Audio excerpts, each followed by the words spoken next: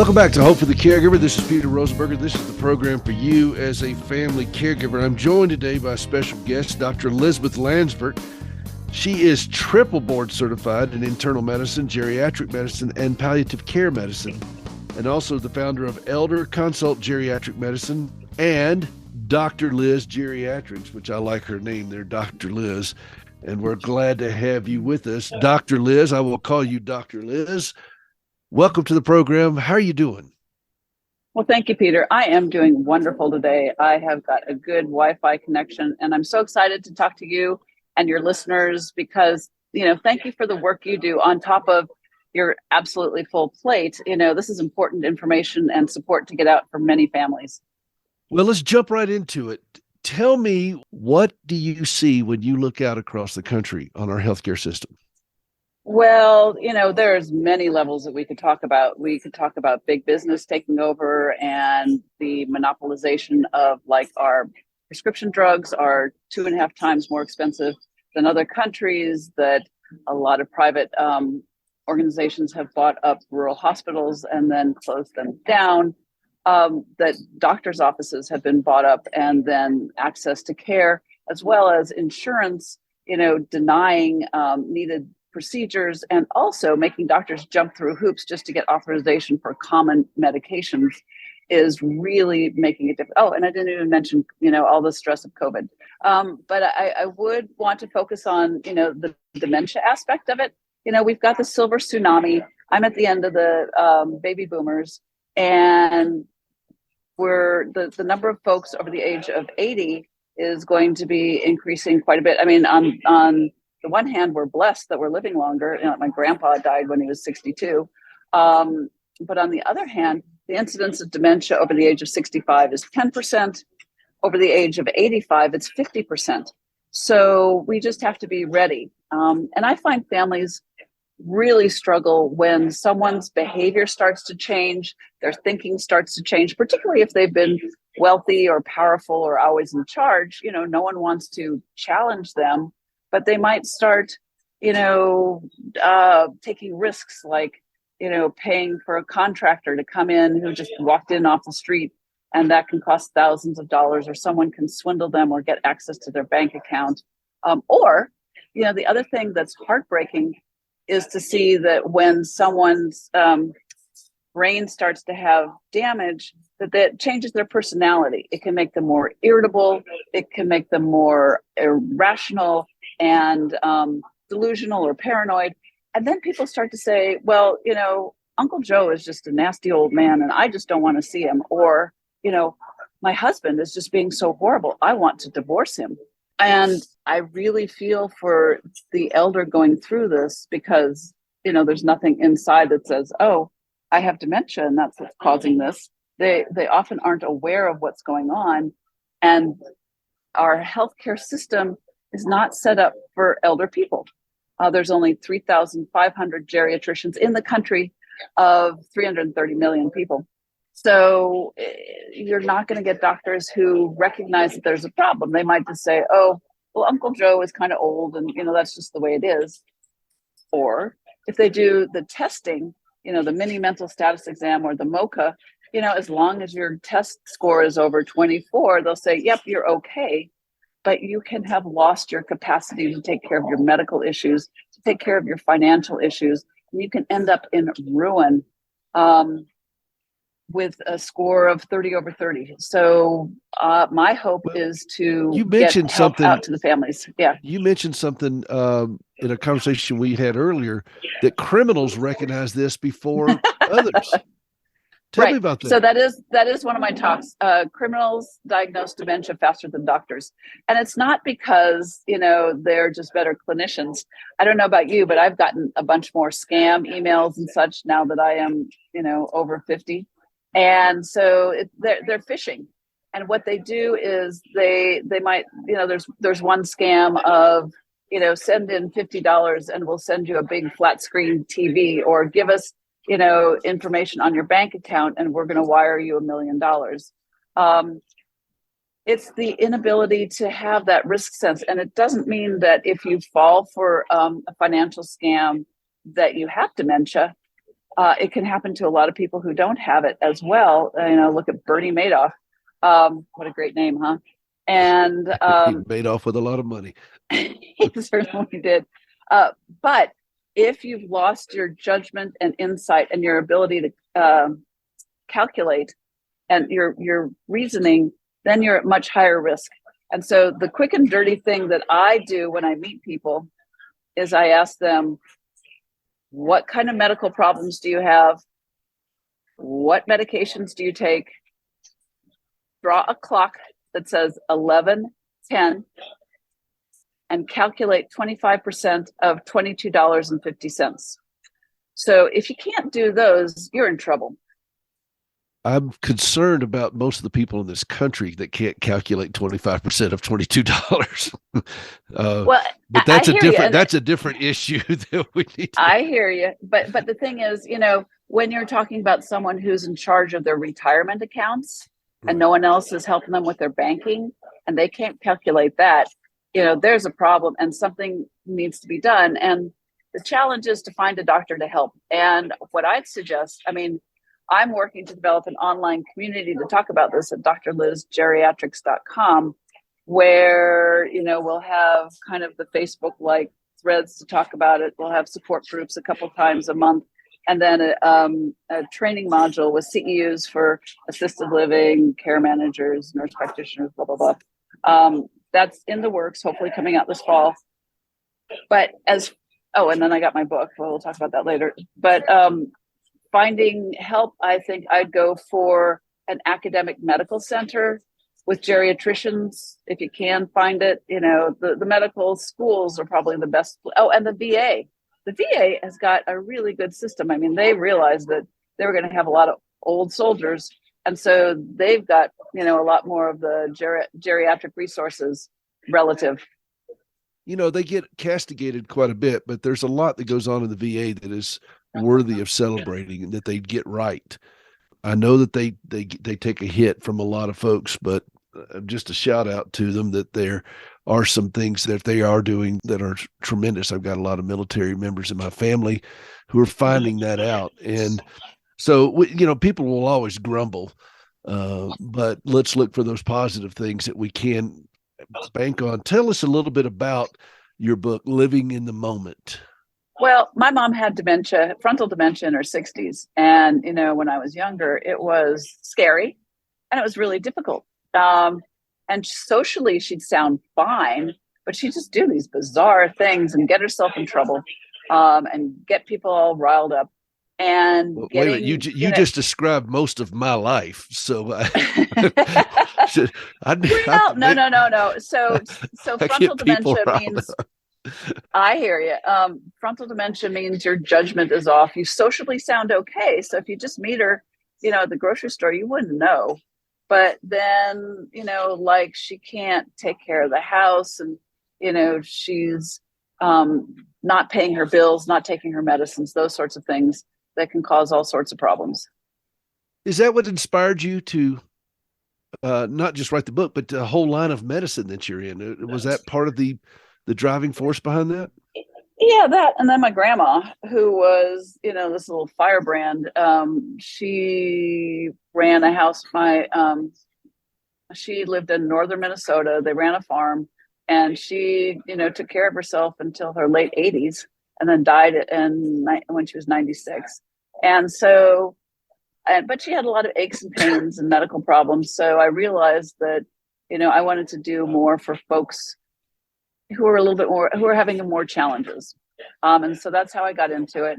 And then for the book, I just, saw that things are done wrong all the time. Like everyone I talk to has got an elder who's either having a whole lot of pain, or I just talked to one woman whose mother was worried about having dementia. And I was like, yeah, I found that my dad was taking Tylenol PM, and that's not good.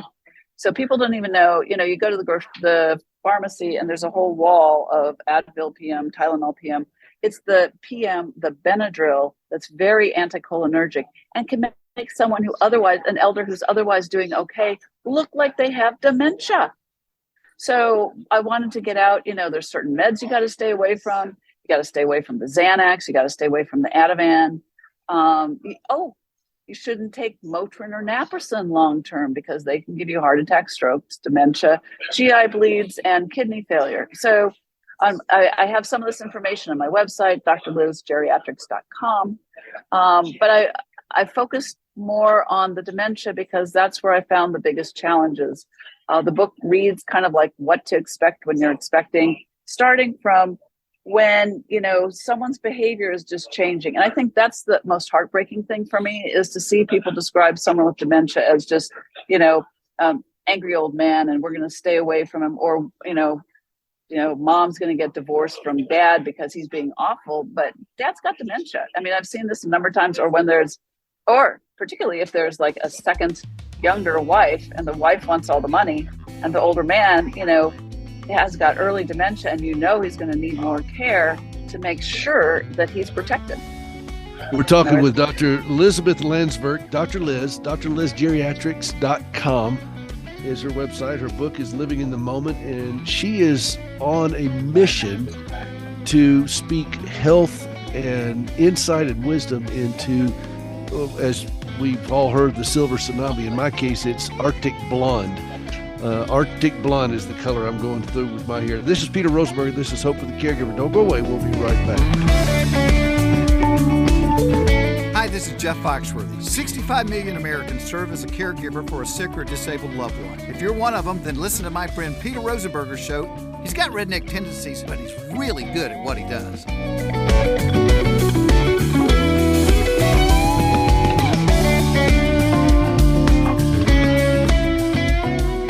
As a caregiver, think about all the legal documents you need. Power of attorney, a will, living wills, and so many more. Then think about such things as disputes about medical bills. What if, instead of shelling out hefty fees for a few days of legal help, you paid a monthly membership and got a law firm for life? Well, we're taking legal representation and making some revisions in the form of accessible, affordable, full-service coverage. Finally, you can live life knowing you have a lawyer in your back pocket who, at the same time, isn't emptying it. It's called Legal Shield, and it's practical, affordable, and a must for the family caregiver. Visit caregiverlegal.com. That's caregiverlegal.com. Isn't it about time someone started advocating for you? www.caregiverlegal.com. An independent associate.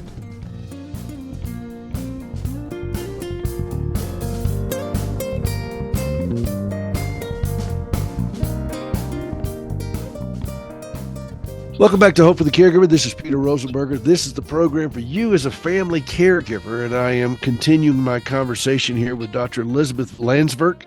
She's offering some insights to those of us who are finding themselves in a relationship with someone who is experiencing dementia, aging issues, and so forth.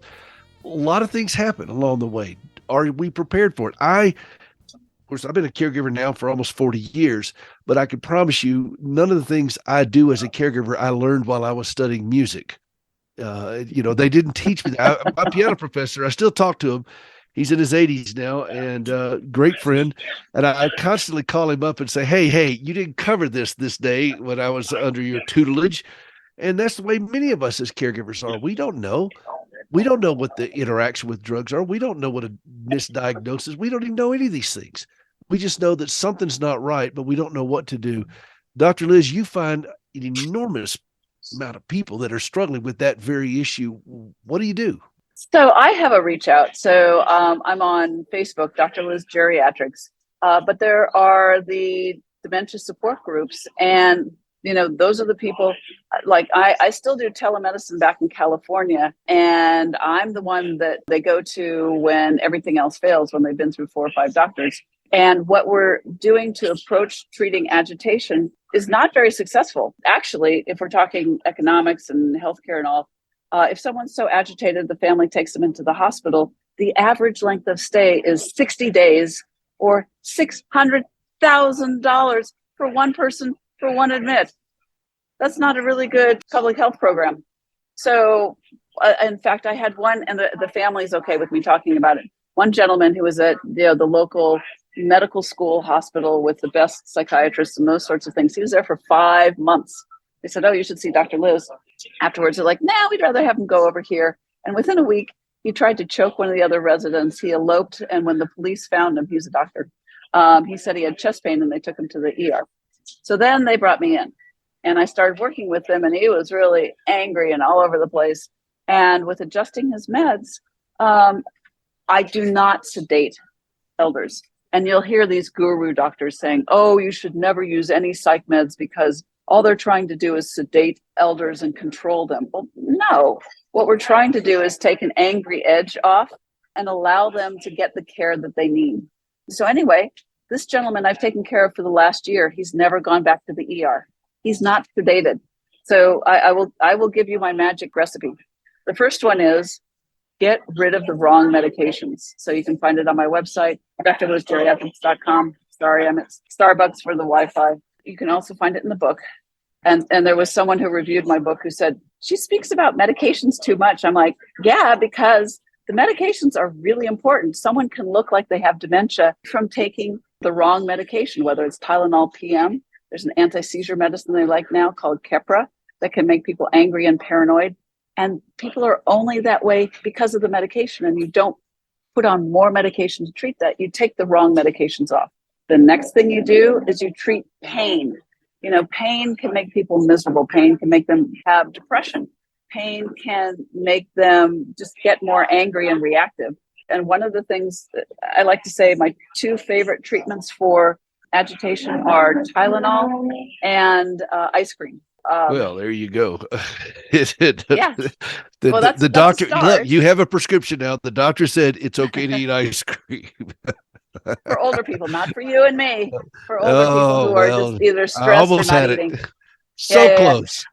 And then I don't use Motrin or Naproxen long term because they can cause heart attacks, strokes, kidney damage, GI bleeds, and dementia. If you have nerve pain, there's medications to help with that. A low dose of a half a tablet of Norco twice a day for severe arthritis pain often can be really helpful. And I've had no one who's become quite the addict or have trouble breathing or anything like that. You will get in trouble if you're, I've seen some situations where a little old lady with some arthritis was given a fentanyl patch. And I was brought in and she looked like she was about to die. And you got to take off the patch. You've got to be careful with the high doses. At a very low dose, if you take care of the pain, that's great. And then I use no Ativan, no Xanax, no medications in the Valium family, because that's like giving them shots of vodka. You become addicted in the same way. But there are other medications that can help. And I'm not going to talk about the specific medications here, but they're on the website, they're in the book. And I get 96% of my folks who've got agitation calm and alert and give them quality of life. And so that's what the goal should be. I'm not sedating them. And I'm also seeing that if people are in the hospitals are desperate to get rid of them. And what they do is they put them on hospice and then sedate them so they don't come back to the hospital. And I find that just unethical. I am horrified at what we do, when it comes to elders that are complicated, or if an elder with dementia has a hip fracture, they don't give them any Norco because, God forbid, they think it's going to make them agitated or delirious. I was like, I want those doctors to have a hip fracture, and then I'm not giving them any narcotics, and we'll see how they like it. Well, I'll let you deal with the ramifications of that. But you remind me of a bit that Jerry Seinfeld did, where we don't have regular strength anymore. Everything is maximum strength. And he said, whatever will kill the human body, back it off a little bit. That's what I want. And we just throw pills at anything and everything. And we're not thinking healthy. We're just thinking, make me feel better for this moment, without thinking of the implications of what we're doing and putting in our bodies. Well, part of it is the view of non-geriatric doctors to treating older folks. Like, it's easier for the ER doctor to give Motrin than to give a little Norco because if there's any problems, they don't want repercussions on that. But I'm very disappointed in the MD gurus who are selling their, alternative medicine that they can cure dementia. That if you, and I've seen families spend $10,000 in 6 months to take $5,000 worth of useless tests and then, be filled up with 31 supplement pills a day that doesn't fix them. And then I get brought in and then I have to fix it. So I'm very disappointed. There's for some reason, a lot of cardiac surgeons are now pushing supplement pills. I guess it's a lot easier than doing cardiac surgery. But I think that having a good plant-based diet and 30 minutes of exercise a day can be very helpful. And then staying engaged with family and community is huge. And then finding a doctor who takes the time to kind of help look through all the problems and get rid of medications you don't like is probably, the recipe for staying healthy and independent as we age. Indeed. And that's something that, we mitigate symptoms, but don't treat the whole person, the healthiness of the whole person. And I'm in a lot of doctors' offices, and I have been since I was 22. And I cringe when I see the caregivers and the patients coming in, and it's affecting both. There's always two people affected by some type of long-term impairment. I watch my fellow caregivers and I see some of them pushing their aging parents in a wheelchair, but the caregiver is morbidly obese. We're not thinking through this. We're trying to we're going to mitigate these circumstances, then we'll get on with our life. But this is our life. And it's important that we live today as healthy as we possibly can and make those best decisions. But we do get overwhelmed and we don't know where to go. We don't know what to do. Tell us again about your website, drlizgeriatrics.com. That's where people can go. Can they post questions there? Just asking. I know you don't give so that's medical coming. advice in that environment. No, that's what's coming. So I want to do a community where people can talk about, I'm all about, people over 50, because we have a youth culture and particularly women are kicked to the curb when they hit 50. But I call them my fabulous people, fabulous over 50, and talking about either medical issues or financial issues. I was on the plane with a woman in her 70s and I was getting divorced 10 years ago or something like that. And she was saying, well, be careful dating over 50 because to a lot of men, you're just a nurse or a purse. I thought that was nurse great. or a purse. That's... So, talking about, what do women have to think about when they're in their 50s, or how do we stay strong and healthy? So yes, there will be places to post questions. There will be 2 support groups a month. There will be a training module that you can do that to just get the training, but to get the CEU credits for elder care professionals, it's just $15. So we're working to have something sustainable, because I am not seeing things getting better. I'm seeing a lot more physician's assistants and nurse practitioners. And I've done a lot of training of nurse practitioners. I think they can be wonderful, but they don't have the same training as the doctor. So a lot of my elders who are really complicated and go to the emergency room in dire crisis get a PA or something like that who misses kind of what's going on. And I'm not saying that they're not good, they're not well-meaning, but they don't have the same training.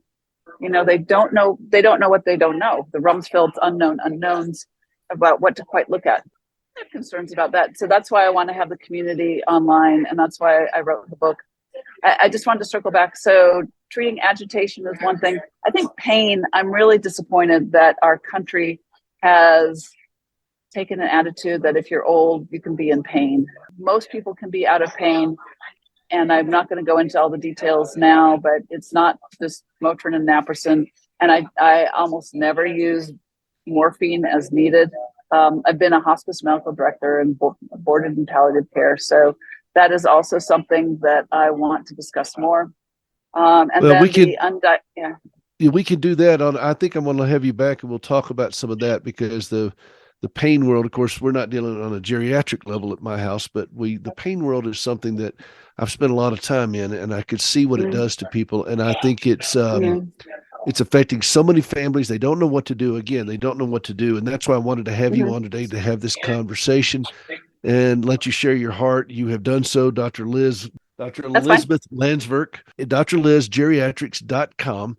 And we're very grateful to have you here. Please take advantage of her site, her books, and go out and do some research. Knowledge is power. And the best thing we can do for ourselves as caregivers is to educate ourselves on these things that she's talking about today. Let's don't just blindly walk into these things. Let's get some information into our heads so that we can better help those who we care for. Dr. Liz, thank you. Thanks for taking the time today to come on the program. Thank you, Peter. Thank you for your support. You know, how generous to be supporting all those in need in addition to all that you do at home. So I'm in awe. It's inspirational. You and I share a passion to take what we know and offer the best we can. And I look forward to more conversations with you. Well, thank you. You have a great day. You too. This is Peter Rosenberg. This is Hope for the Caregiver. We'll be right back.